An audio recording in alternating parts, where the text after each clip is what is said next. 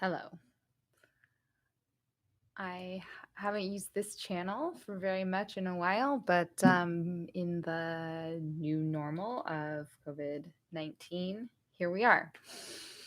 I will be teaching online lessons. Here you can see what I've set location, and I will be making podcasts again, hopefully, and sharing different ideas for everything, I guess, since all of our worlds are now online.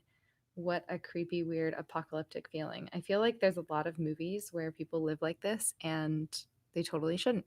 So, anyway, this is very like familiar to my podcast, but in case you're just starting and in online teaching and what my little setup is, I do teach with an acoustic now.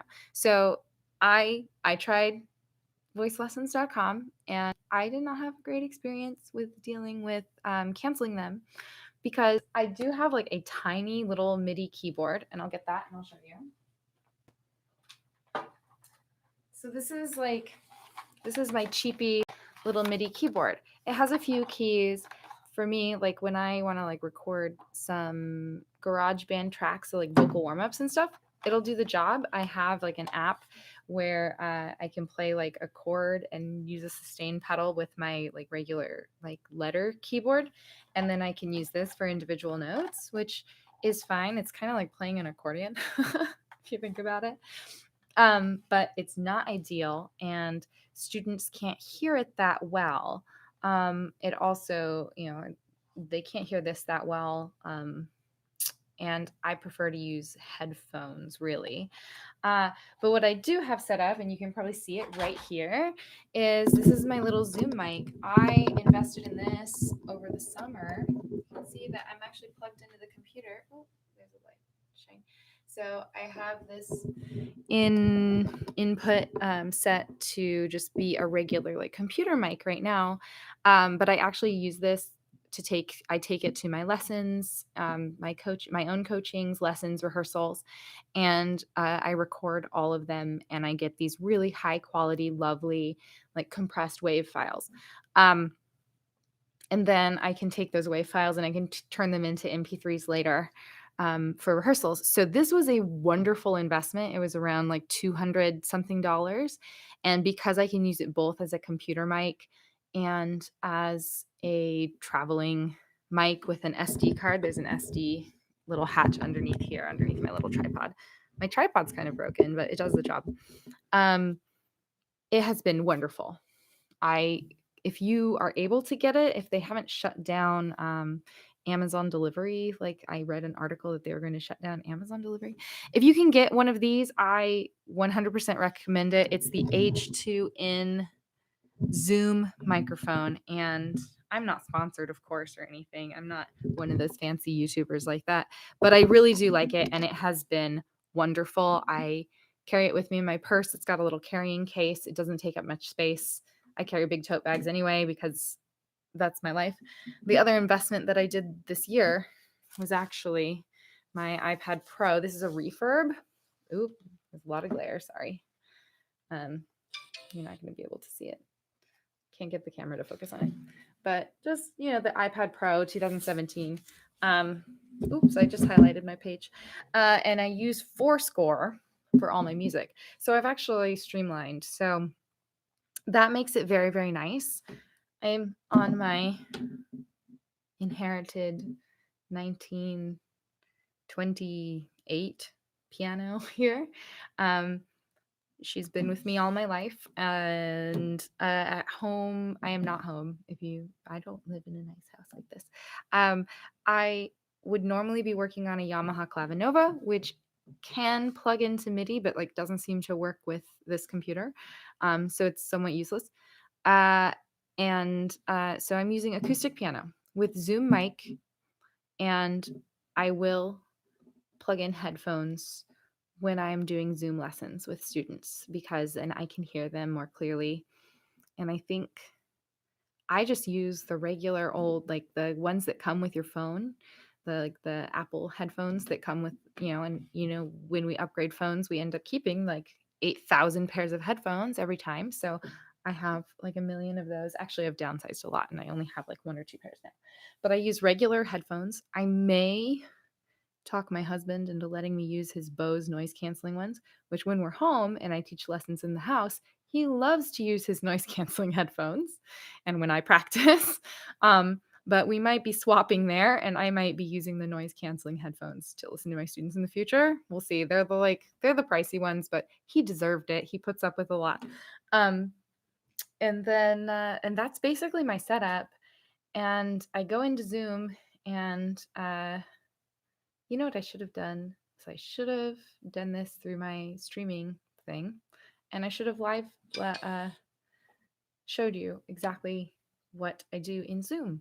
But basically, I open it and I will give a chord or a pitch for each student and do slow, simple vocalizes. So I'll just take you through some of the vocalizes that I like to do when I am doing online lessons. I'm going to silence my phone. Sorry that this has been going off.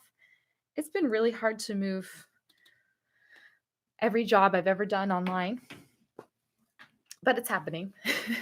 And it's kind of what I've been like dreaming of transitioning to, and in my teaching at least, for a long time. And so this is actually my opportunity to dry run it, and nobody gets to say no to it because everybody's online.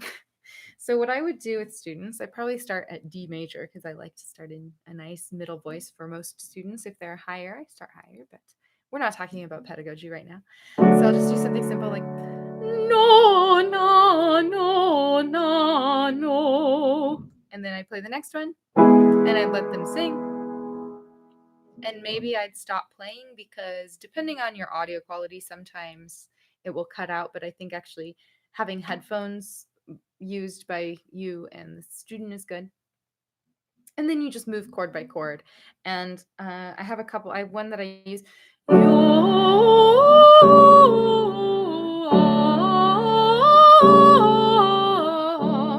Seems to work pretty well doing that one over Zoom. You're just moving between 2 chords, a 1 chord and a 5/7 chord.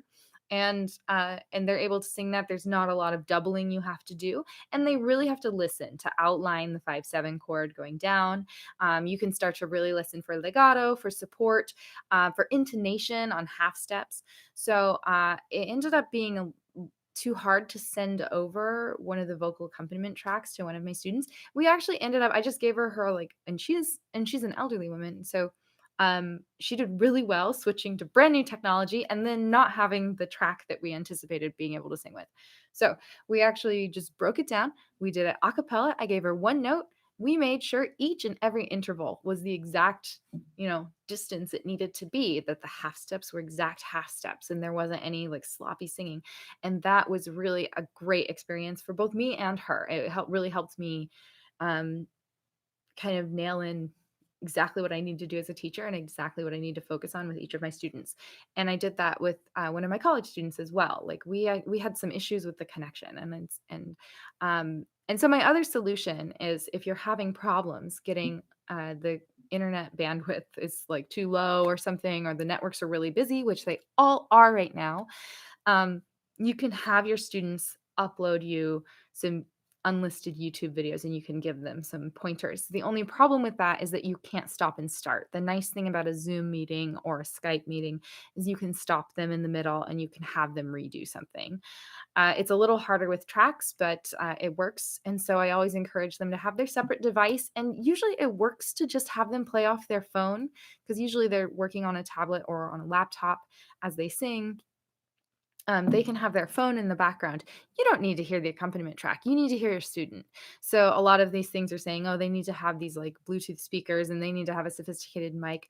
I don't know that they really need a sophisticated mic. Like I think like me having one is good because I can demonstrate certain things. And of course, I use this for many, many purposes in my teaching. I think in this situation, hopefully this is mostly temporary. But if you are transitioning for good to online teaching after this, if this experience ends up working out for you and it ends up being something you can do, maybe then you might want to encourage students to upgrade their mic. But at this time, I don't think it's necessary for them to invest a whole lot of their money, especially if they're college students or they're saving for college, high school students. I think it's I think it's a lot to ask them to spend that much extra money, especially when they are not able to go to work right now. So, if you're teaching through a college and you're able to just use the laptop stuff, that's great. If they can use, like, if they have the Apple mics, like, um, with the phone, speaker, the microphone for the phone, those I think will work okay. Just be careful because the resonance is really going to ping. There are some settings on Zoom that you're going to disable. And if you are in Nats, you probably saw the Nats chat that shows you how to disable those.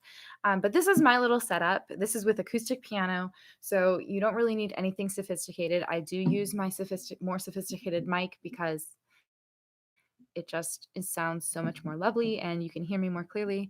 But the camera that I have is fine. What I have behind me, I have an open window, and then I have the light that would normally go over the keys for my sheet music right here. I actually moved behind my computer so we can get a little more light on my face. But you don't need any of those fancy ring lights. You don't need a whole lot. You can do this with just piano, whatever you use for you of course can just use a regular book. I happen to use my iPad, that way I can see students message me when they're ready to start Zoom conferences. I get my little notifications, so then I'm not interrupting other meetings that I might be having, which yesterday was back-to-back meetings for 6 hours. So you can do that, and you can make this work. And again, this is only temporary. um, Hopefully, we are back to normal in a couple of months, a month or two at the most. Um, we don't know how everything's going to pan out. It might be longer, it might be shorter. So, for now, you can see what I've done, and I hope that it helps you figure out what you will be doing for online lessons and how to keep singing. And maybe eventually I'll do a streaming concert. We'll find out. Bye bye.